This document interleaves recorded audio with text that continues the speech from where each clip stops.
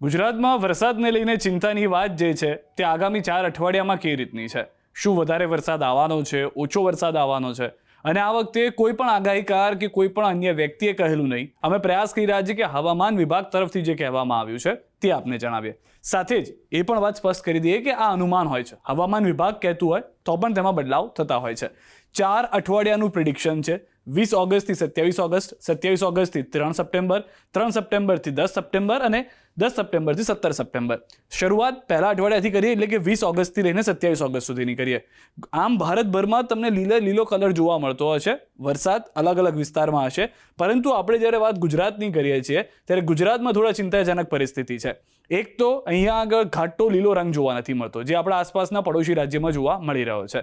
જે ગુજરાતમાં આપ જોશો તો ફક્ત છૂટો છવાયો છે, અને ખાસ કરીને એમાં પણ આ ઉત્તર ગુજરાતનો ભાગ મોટા ભાગનો ખાલી છે, કચ્છનો વિસ્તાર મોટા ભાગનો ખાલી છે, અને બાકી પણ જે લીલો કલર છે એ લાઇટ ગ્રીન કલર છે, એટલે કે હળવો લીલો કલર, જે દર્શાવતું હોય છે કે એટલો ભારે વરસાદ જોવા નહીં મળે.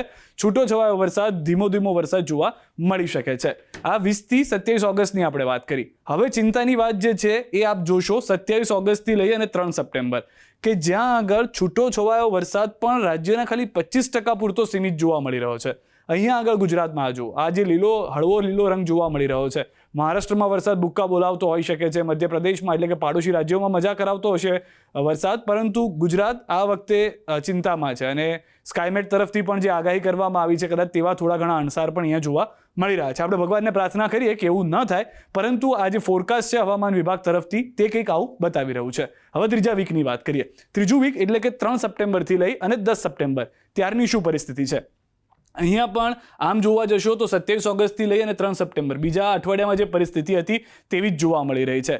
આસપાસના વિસ્તારમાં સારો એવો વરસાદ હશે, પરંતુ દક્ષિણ ગુજરાત અને દક્ષિણ સૌરાષ્ટ્રના થોડા વિસ્તારોને બાદ કરી લઈએ જ્યાં પણ હળવો જ વરસાદ હશે. ભારે વરસાદની તો વાત જ સાઈડમાં મૂકી દો, પરંતુ એની સિવાયનું આખું ગુજરાત કોરું કટ જોવા મળી રહ્યું છે. 75% જેટલું ગુજરાત કે જ્યાં આગળ વરસાદની કોઈ શક્યતા ત્રીજા અઠવાડિયામાં પણ જોવા નથી મળી રહી. જે ચોથા અઠવાડિયાનું પ્રિડિક્શન છે, એટલે કે 10 સપ્ટેમ્બરથી લઈ અને 17 સપ્ટેમ્બર સુધીમાં, એમાં બાકીના 3 અઠવાડિયા કરતાં થોડી રાહતની વાત એટલા માટે છે કારણ કે છૂટો છવાયો વરસાદ ગુજરાતના 50% જેટલા વિસ્તારમાં જોવા મળી રહ્યો છે. આ જોશો આપ તો કચ્છ અને ઉત્તર ગુજરાતનો થોડો વિસ્તાર છોડી દો તો હળવો લીલો રંગ બધે જોવા મળી રહ્યો છે. અહીંયા પણ એ જ જોશો, પાડોશી રાજ્ય મહારાષ્ટ્ર છે, આ તરફ મધ્યપ્રદેશ છે, એ બધી જગ્યાએ ભારે લીલો રંગ એટલે કે ગાઢ લીલો રંગ જોવા મળી રહ્યો છે, પરંતુ અહીંયા આગળ હળવો લીલો રંગ જોવા મળી રહ્યો છે. હવે એ પણ આપને સમજાવીએ કે સામાન્ય વરસાદ કેટલો થતો હોય છે આ સમય દરમિયાન. જે રીતે 4 અઠવાડિયાની અત્યારના તો આપણે વાત કરી, પરંતુ આ 4 અઠવાડિયામાં દર વર્ષે કેટલો વરસાદ થતો હોય છે, જો એ સમજવું હોય તો એના માટે આ પરિસ્થિતિ, જેટલો સફેદ રંગ આપ જોઈ રહ્યા છો એટલો મતલબ એ છે કે સામાન્ય વરસાદ એ અઠવાડિયા દરમિયાન થઈ શકે છે.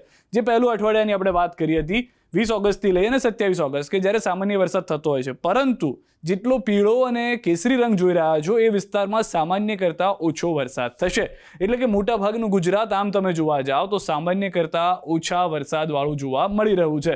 એની સાથે વિપરીત પરિસ્થિતિ ત્યાં જોશો તો મધ્યપ્રદેશ, મહારાષ્ટ્ર અને આ તરફના વિસ્તારોમાં છે, કે જ્યાં આગળ ઘાટો વાદળી રંગ જોવા મળી રહ્યો છે. જે કારણ છે કે ત્યાં આગળ સિસ્ટમ છે, મજબૂત વરસાદ થઈ શકે છે, પરંતુ ગુજરાતનો વારો ન આવે તેવું હાલમાં જોવા મળી રહ્યું છે. હવે ચિંતાની વાત 27 ઓગસ્ટથી લઈ અને 3 સપ્ટેમ્બરની છે. આખા ગુજરાતમાં થોડો કચ્છનો વિસ્તાર છોડી દો તો તમામ જગ્યાએ સામાન્ય વરસાદ જે અત્યાર સુધી થતો આવ્યો હોય છે તેટલો પણ નહીં થાય. અમુકનો તેની કરતાં ઘણો ઓછો, જેટલો કેસરી રંગ આપ જોઈ રહ્યા છો એ સ્પષ્ટ કહી રહ્યું છે કે જે સામાન્ય વરસાદ થતો હોય છે તેની કરતાં ઘણો ઓછો જોવા મળી શકે છે. જો કે આ અનુમાન છે આ 4 અઠવાડિયાને લઈને, જેમાં બીજા અઠવાડિયામાં એટલે કે 27 ઓગસ્ટથી લઈ અને 3 સપ્ટેમ્બરનું આ હવામાન વિભાગ તરફથી અત્યારનું અનુમાન જોવા મળી રહ્યું છે. આગામી 4 અઠવાડિયામાં સામાન્યથી કેટલો વરસાદ સંભવ છે તે સવાલના જવાબ જે છે તે આપણે શોધી રહ્યા છે, અને તે થોડા ચિંતાજનક જવાબ સાથે ઉભરી આવી રહ્યા છે. ત્રીજું અઠવાડિયું 3 સપ્ટેમ્બરથી 10 સપ્ટેમ્બર, અહીંયા પણ કચ્છ અને થોડો ઉત્તર ગુજરાતનો વિસ્તાર છોડી દો કે જ્યાં સામાન્ય જેટલો વરસાદ થતો હોય છે કદાચ તેટલો આ સમયમાં થતો હોય છે તે જોવા મળી શકે, પરંતુ એની સિવાયનો જે આખો વિસ્તાર છે દક્ષિણ ગુજરાતનો, દક્ષિણ સૌરાષ્ટ્રનો એ વિસ્તાર હજી પણ પીળા રંગમાં જોવા મળી રહ્યો છે. એટલે કે અહીંયા પણ સામાન્ય કરતાં ઓછા વરસાદના સ્પષ્ટ એંધાણ જોવા મળી રહ્યા છે. ન ફક્ત તેટલું ચોથા અઠવાડિયામાં 10 સપ્ટેમ્બરથી લઈને 17 સપ્ટેમ્બરમાં પણ એવી જ પરિસ્થિતિનું જે જોવા મળી રહી છે સંભાવના, કે જ્યાં આગળ ગુજરાતના 75% વિસ્તારમાં જે સામાન્ય વરસાદ થતો હોય છે. હવે આમ તો સપ્ટેમ્બર એન્ડ એટલે આપણે સમજીને ચાલવાનું કે વરસાદ ઓછો જ થઈ જાય, પરંતુ જે રીતે ઓગસ્ટમાં નથી થયો, સપ્ટેમ્બરની શરૂઆતમાં નથી થયો, તો આપણને આશા હોય કે અત્યારના આવે તો આગળનો ઉનાળો આપણો સચવાઈ જાય. ખેડૂત ભાઈઓને પણ સિંચાઈ માટે આખા વર્ષ માટે પાણી આપી શકીએ. રાજ્યના કેટલાક વિસ્તારો એવા છે કે જ્યાં આગળ ડેમ ભરાઈ જાય તો તેમાં પાણી આવી શકે, પરંતુ ચિંતા જોવા મળી રહી છે ચોથા અઠવાડિયે પણ. તો ઓગસ્ટથી લઈ અને સપ્ટેમ્બર સુધીની આ જે પરિસ્થિતિ છે, એક દિવસ પહેલા 24 કલાક પહેલા આગાહી એ પણ આવી હતી કે દુષ્કાળની પરિસ્થિતિનું સર્જન થઈ શકે છે. સ્કાયમેટ ખાનગી એજન્સીએ આપ્યું હતું, અને અત્યારના જે રીતનું ચિત્ર જોવા મળી રહ્યું છે, પોરબંદર, દ્વારકા જે પહેલેથી માંગ કરી રહ્યા છે કે દુષ્કાળગ્રસ્ત જાહેર કરવામાં આવે, કંઈક તેવું ચિત્ર આખા ગુજરાતમાં ન સર્જાય તેવી ભગવાનને આપણે પ્રાર્થના કરવાની.